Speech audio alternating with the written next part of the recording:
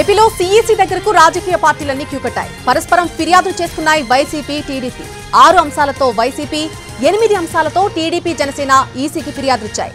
నిబంధనల ప్రకారం వచ్చే ఎన్నికల్లో జనసేనకు గాజు గుర్తు కేటాయించకూడదు అనే కీలక అంశాన్ని తెరపైకి తెచ్చింది వైసీపీ. టెక్నాలజీతో ఓటర్ల యాప్ రూపొందించి అవకతవకలకు పాల్పడుతుంది అంటూ టీడీపీపై ఫిర్యాదు కూడా చేసింది. టీడీపీ ఎలక్టోరల్ కమిటీలోని కోనేరు సురేష్ సహా ఇతర సభ్యులపై కూడా వైసీపీ ఫిర్యాదు చేసింది. హైదరాబాద్ లో నివాసం ఉండే వారి ఓట్లను ఏపీలో నమోదు చేయించడంపై వైసీపీ అభ్యంతరం వ్యక్తం చేసింది. ఇక టీడీపీ కూడా అధికార పార్టీపై ఈసీకి ఫిర్యాదు చేసింది. 10,32,000 అప్లికేషన్లు పరిశీలించకుండానే డ్రాఫ్ట్ ఎలక్షన్ రోల్స్ ప్రకటించడంపై టీడీపీ అభ్యంతరం వ్యక్తం చేసింది.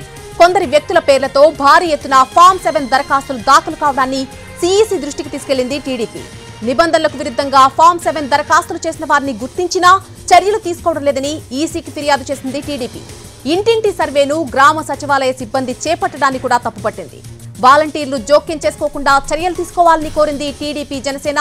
గతంలో తామిచ్చినటువంటి రిప్రజెంటేషన్లకు చర్యలు తీసుకోకుండా మొక్కుబడి వివరణలిస్తున్నారని సీఈసీకి టీడీపీ ఫిర్యాదు చేసింది.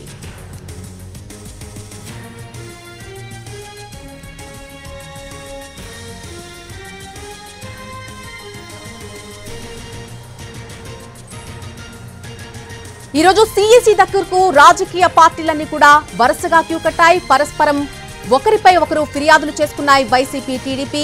6 అంశాలతో వైసీపీ వెళ్తే 8 అంశాలతో టీడీపీ, జనసేన ఈసీకి ఫిర్యాదులిచ్చాయి. దీనికి సంబంధించి పూర్తి అప్డేట్ మా ప్రతినిధి పీఎంఆర్ లైవ్ లో అందిస్తారు. పీఎంఆర్, నల్లి వాళ్ళంతా కూడా సీఈసీ ఏదైతే 3 రోజుల పాటు పర్యటనకు ఏపీకి వచ్చిన సీఈసీ బృందం 9 సభ్యులతో కూడిన సీఈసీ బృందం వద్దకు రాజకీయ పార్టీలు, ఏపీలోని రాజకీయ పార్టీలన్నీ క్యూ కట్టిన పరిస్థితి కనిపిస్తుంది. పార్టీలకు సంబంధించిన అగ్రనేతలు ప్రధానంగా వైసీపీ వైపు నుంచి చూస్తుంటే విజయసాయిరెడ్డి నేతృత్వంలోని వైసీపీ బృందం, మరొక వైపు టీడీపీ, జనసేన పార్టీల నుంచి స్వయంగా ఆ పార్టీలకు సంబంధించిన అధినేతలే రావడం అనేది కొంత కీలకమైన అంశం. ఎందుకంటే సీఈసీ కూడా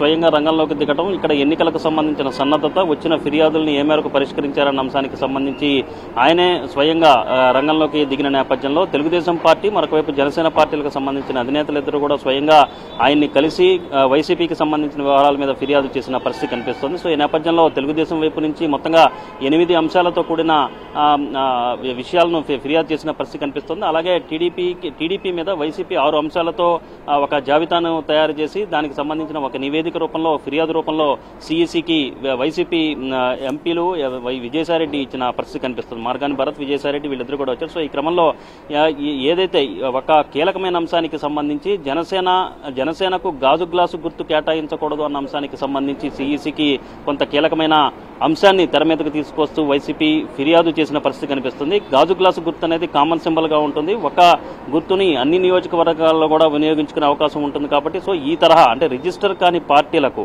అంటే గుర్తింపు పొందని పార్టీలకు, రిజిస్టర్ కాని పార్టీలు కాదు, రికగ్నైజ్డ్ పార్టీలకు గాజు కామన్ సింబల్ అనేది వరుసగా ఒకే రకమైన కామన్ సింబల్ ని 2 ఎన్నికల్లో కేటాయించడం కుదరదు. కాబట్టి ఈసారి ఖచ్చితంగా 2019 ఎన్నికల్లో గాజు గ్లాసు గుర్తు మీద రాష్ట్ర వ్యాప్తంగా జనసేన పోటీ చేసింది. సో ఇప్పుడు కూడా కామన్ సింబల్ గానే జనసేన గాజు గ్లాసు గుర్తును ఎంచుకున్న ఈ సందర్భంలో వరుసగా గుర్తింపు పొందకుండా ఒక పార్టీ వరుసగా కామన్ సింబల్ని, ఒకే కామన్ సింబల్ మీద ఎన్నికలకు వెళ్లడం నిబంధనలకు విరుద్ధం. కాబట్టి ఈసారి ఎన్నికల్లో గాజు గ్లాసు గుర్తు కేటాయించకూడదు జనసేనకు అనే కీలకమైన అంశాన్ని వైసీపీ వైపు నుంచి లేవనెత్తిన పరిస్థితి కనిపిస్తుంది. సో దీనికి సీఈసీ